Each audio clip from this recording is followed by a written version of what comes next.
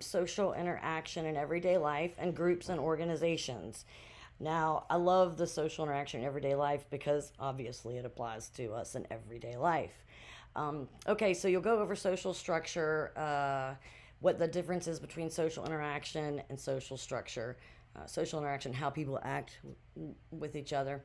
And the social structure provides a framework for making sense of everyday situations. Now, statuses. So I used to have a worksheet that had you identify 10 achieved status and 10 ascribed status. And to think of it is thinking of it, which ones were a choice. So if you are a daughter, that's an ascribed status. If you are a college graduate, that is an achieved status. And then a master status demonstrates something that out like I'm a professor. That is my master status. If I was a wife, that could be my master status. What's kind of neat about the master status is it can change. For example, let's see, who was it? No, I'm blanking, of course. The basketball player with AIDS. He was known as this amazing basketball player, and now, his master status became the basketball player with AIDS. So you can see that sometimes these can take over as a master status.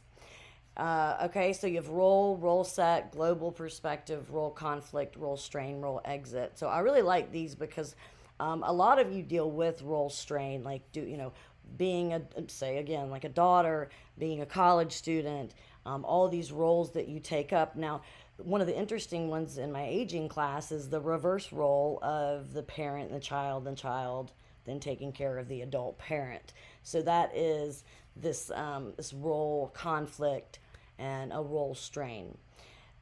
Next is social construction of reality. This is really fun because this is how you perceive reality. If people define situations as real, they are real and consequences. I love this because that means that each one of us who experienced the exact same situation come back with a different perspective, okay? I mean, you can get the facts right, but one person may have saw yellow while the other one saw blue, or one person may remember that so and so did say this while so and so didn't, or the truck was not a truck, it was a car. So we have to be very careful when we go into what we remember because we all have a bit of confabulation. Now, I'm not talking about exaggeration. I give my stories and they are exaggerated, but confabulation just means that each time you have an interaction, just remember that other people may take certain things away from it based on who they are, what their status is, what their worldview is. This is definitely in this new, air quotes, woke culture. A lot of people had to start being more concerned with how other people were walking away from these conversations, these experiences. So I really find this so interesting. I think you guys will too. Now we get into the dramatological analysis, and this is the presentation of self. Okay, so I was in theater, right? All the world is a stage. And Goffman literally goes on to explain how props are used, how you save face, how humor is interacted. I mean, do you even believe the joke, or do you even get the joke, and then do you still laugh? And certain props to use. You may be fiddling with, you may have a cigarette prop. And I really think that that's fascinating because it does get into more of the psychology, the kind of abnormal psychology. And this tells us like how to interact. Presentation of self is also like looking glass self, in which if people say that you're something, like if everybody says you're lazy, okay, you've heard that a lot. You might want to consider the fact that you are lazy, and in fact, since they all think that, you may think you're not, but in society they do define us, right? Not always, of course, and sometimes it could be out of other reasons, but it's definitely a really fascinating experiment to figure out what everybody is saying about you and how you thought about yourself. You may not have really, it could be great. Like, wow, you're a very cleanly person. Well, wow, I thought I was always, had clutter around. So that's nice to know if everybody says that. Um, and then the nonverbal communication, and this is specifically important with gender, females and males. I mean, we can still study the dynamic between females and males in social settings and alone, when they're one on one. There are some of these social etiquettes that you know, I think it was President Biden. He said he's never alone with another female in his office or in any environment. And I've met a few people like that. They just don't want any of that thoughts of sexuality, thoughts of gender, thoughts that, of deviant behavior between the two. Um, so then we have, let's see, our emotions. Okay, well, this is great. So socially constructed, they are shaped by culture. We went over this in our online class. Uh, the six universal emotions: happiness, sadness, fear, disgust, surprise. Language and gender. Remember, like masculine terms are often, have implies strength or importance.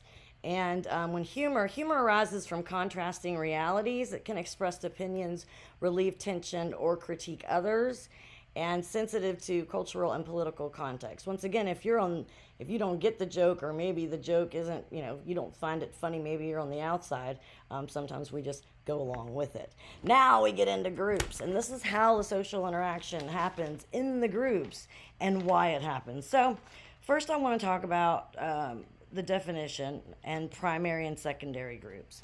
Obviously, primary groups are going to be your parents, your socialization agents, your go-to. You're always around them. And then there's going to be your secondary group, and your secondary group is like workplace friends, perhaps church friends, your volunteer organization friends, classroom friends. So these are the differences: primary and secondary group. And then you have conform. Okay, so these experiments done for figuring out how people interact with other people, groups and small groups, and authority and one-on-one and mob mentality. So pay attention to those. They're really fascinating.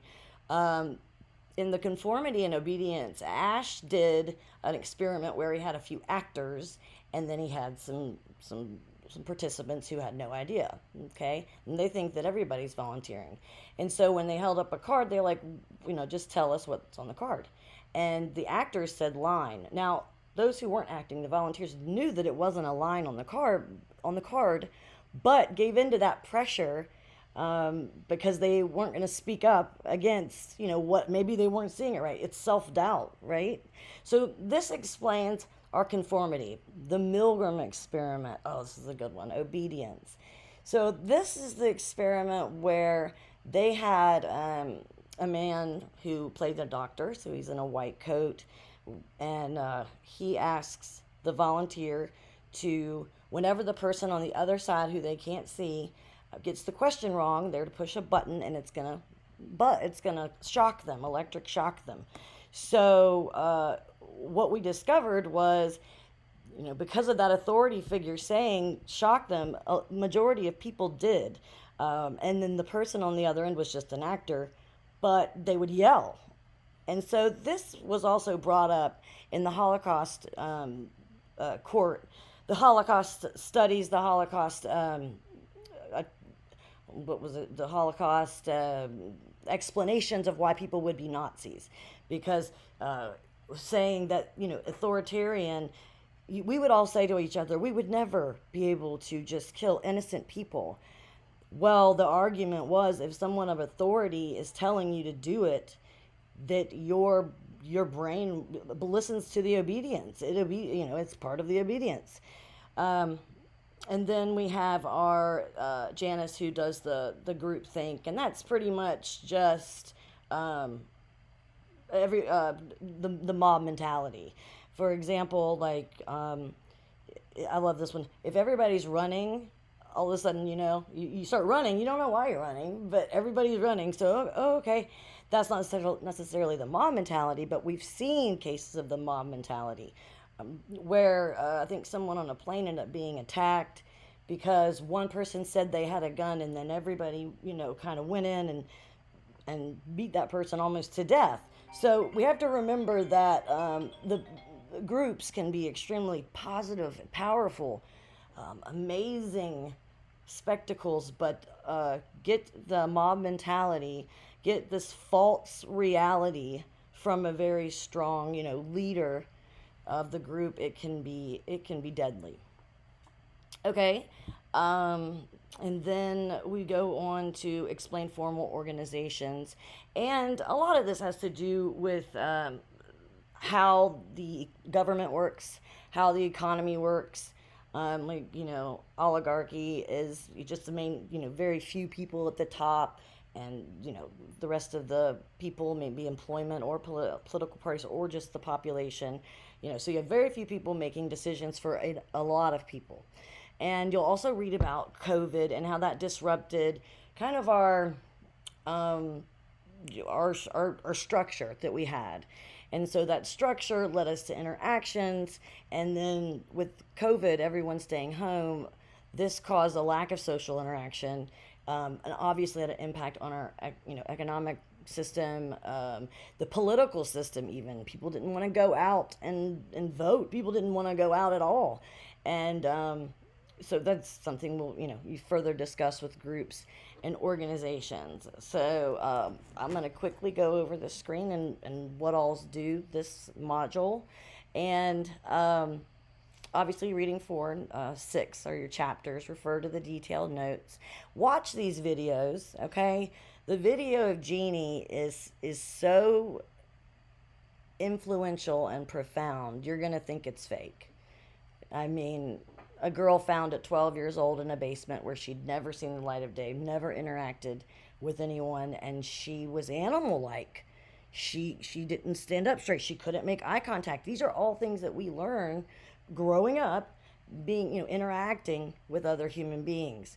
And then the rhesus monkeys just goes on to show that, the metal monkey who could feed these monkeys, but made of metal, and then the fuzzy monkey, but didn't have any milk. And the monkeys were more inclined to go, not because of the food and having that metal, monkey, it wasn't comforting. These are, little baby monkeys. So they, even though they were sacrificing the food, they needed that touch. They needed that comfort. And then, okay, so be sure to sign up if you plan on attending the online class session for this module. And I actually made a mistake. I put the M3 Erickson Stages of Development worksheet in this module, and I should have put it in the previous module. So this, you'll probably refer back to the previous module and the reading. And otherwise, you just have the quiz. And the reason I'm giving you kind of a lax week is because we will be coming up on midterm. I know we're a long semester, so it's a little different, but I figure I'll give you a big break before we start going into what's expected of the midterm from you. So,